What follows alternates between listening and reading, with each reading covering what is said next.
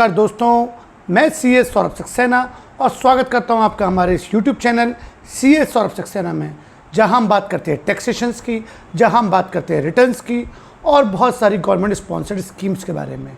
और अभी हमारी चल रही है एक इनकम टैक्स की सीरीज़, जहां हमने इनकम टैक्स के बारे में बहुत समझा।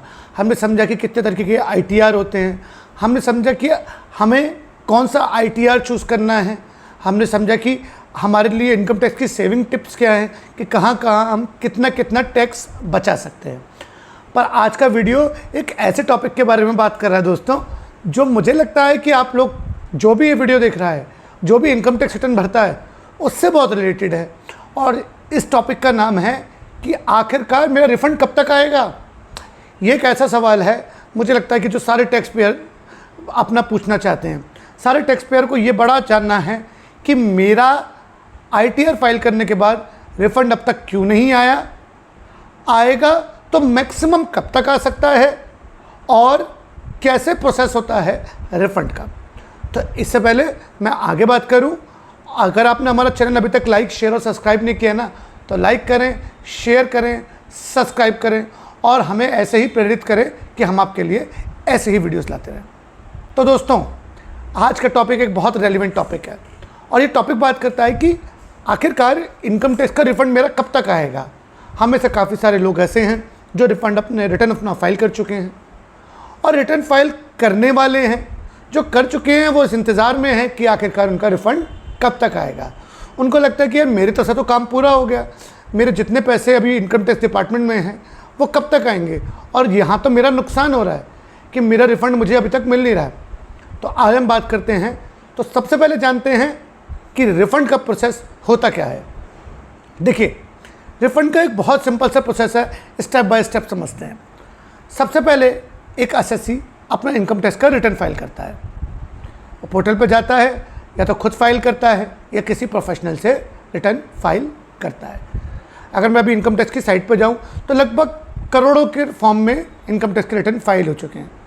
पर क्या इनकम टैक्स का रिटर्न फाइल कर देना ही अनिवार्य है? क्या उसके बाद हमें कुछ नहीं करना है रिफ़ंड पाने के लिए? करना है। उसे हम कहते हैं ई वेरिफिकेशन ऑफ रिटर्न, यानी कि रिटर्न की वेरिफिकेशन करना।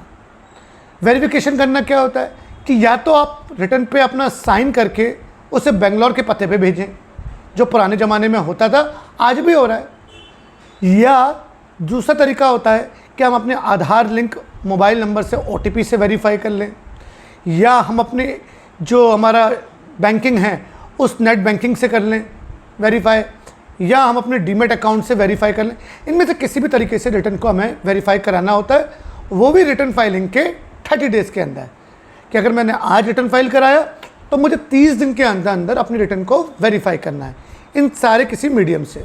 और अगर इन सारे मीडियम में मेरे पास डीमेट अकाउंट नहीं है, मैं नेट बैंकिंग इस्तेमाल नहीं करता हूँ, या मेरा आधार नंबर मोबाइल नंबर में लिंक्ड नहीं है, ये सारे ही कारण हैं, तो फिर मुझे अपने रिटर्न को साइन करके सीपीसी बेंगलोर में भेजना होता है।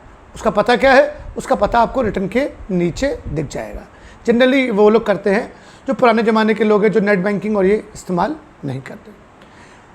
जैसे कि मैंने आपको बताया कि रिटर्न का रिफ़ंड पाने के लिए वेरिफिकेशन बहुत मैंडेटरी है। हम देखेंगे कि अगर हमारे रिटर्न 2 करोड़ फाइल हो चुके हैं आज के टाइम में, तो रिटर्न वेरीफाई केवल 80 लाख 90 लाख हैं। तो वो जो बाकी के बचे हुए लोग हैं, वो जो अपना रिफ़ंड पाने का इंतज़ार कर रहा है, आपकी गिनती तो अभी शुरू भी नहीं हुई है, क्योंकि आपने अभी अपना रिफ़ंड वेरीफाई नहीं किया है।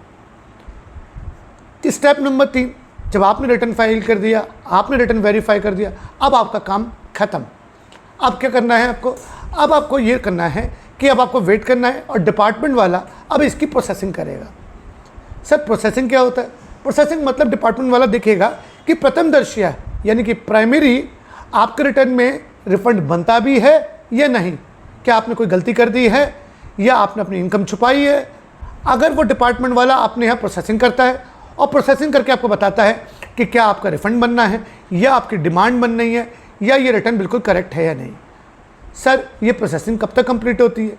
देखिए, ये प्रोसेसिंग होती है सेंट्रलाइज प्रोसेसिंग सेंटर बेंगलोर के अंदर। इसका जो मैक्सिमम टाइम पीरियड है वो है कि जिस ईयर में आप रिटर्न फाइल कर रहे हैं, उस रिटर्न के असेसमेंट ईयर के एंड के 9 महीने के अंदर अंदर रिटर्न को प्रोसेस का मैक्सिमम टाइम पीरियड होता है। यानी कि जैसे मेरा अभी ईयर चल रहा है 23-24, जिसका मैं रिटर्न फाइल करना की लास्ट डेट क्या है 31 जुलाई 2024। तो 31 जुलाई से का जो असेसमेंट ईयर है वो है 24-25, 23-24 का असेसमेंट ईयर 24-25।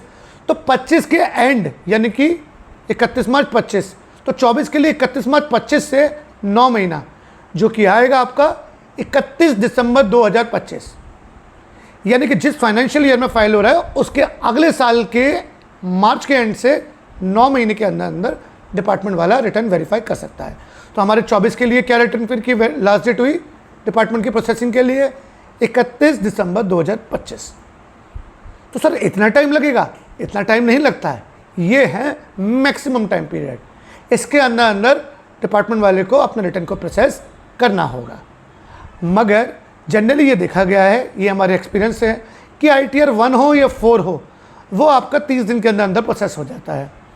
ITR 4 और ITR 2 ये जनरली आपका 60 दिन 90 दिन तक लेता है। तो ये टाइम पीरियड जो मैंने आपको बताया था वो मैक्सिमम है और ये जनरली टाइम पीरियड में हो जाता है। सर इसके अलावा भी हमें कुछ और भी देखना है रिफ़ंड पाने के लिए? हाँ, कई बार ये होता है कि हमने अपना बैंक अकाउंट लगाया, उसके अंदर IFSC गलत है या किसी भी प्रॉब्लम की वजह से वो रिफ़ंड नहीं आ पाता है। तो समय समय पे आपको अपनी इनकम टैक्स की वेबसाइट पे जाके ये देख लेना होता है कि क्या मेरा रिफ़ंड किसी वजहों से रुका तो नहीं है। वो आपको इनकम टैक्स में, जब आप इनकम टैक्स लॉगिन करते हैं अपने रिटर्न में जाएंगे तो वहीं पे आपको टैब में रिटर्न फाइलिंग का एक ऑप्शन दिखेगा। कहाँ मिलेगा? पहले आप इनकम टैक्स में जाएंगे, वहाँ पे आपको रिटर्न फाइलिंग दिखेंगी। वहाँ पे आप व्यू रिटर्न फाइल में देख सकते हैं कि क्या आपका रिटर्न बैंकिंग की किसी प्रॉब्लम की वजह से रुका तो नहीं है। तो वहाँ पे आप अपनी रिफ़ंड की रिक्वेस्ट को री इशू कर सकते हैं। तो दोस्तों, आज मैंने कोशिश करी कि आपको बता पाऊँ कि इनकम टैक्स रिफ़ंड कब तक आएगा, क्या मैक्सिमम टाइम पीरियड है, क्या प्रोसेस है, और अगर आप गलती कर रहे हैं तो आप उसकी रिफ़ंड की रिक्वेस्ट को री इशू करके वापस पा सकते हैं। तो अगर आपको हमारा चैनल और अगर आपको हमारा वीडियो पसंद आया हो तो ढेर सारा लाइक करें, शेयर करें, सब्सक्राइब करें। Thank you.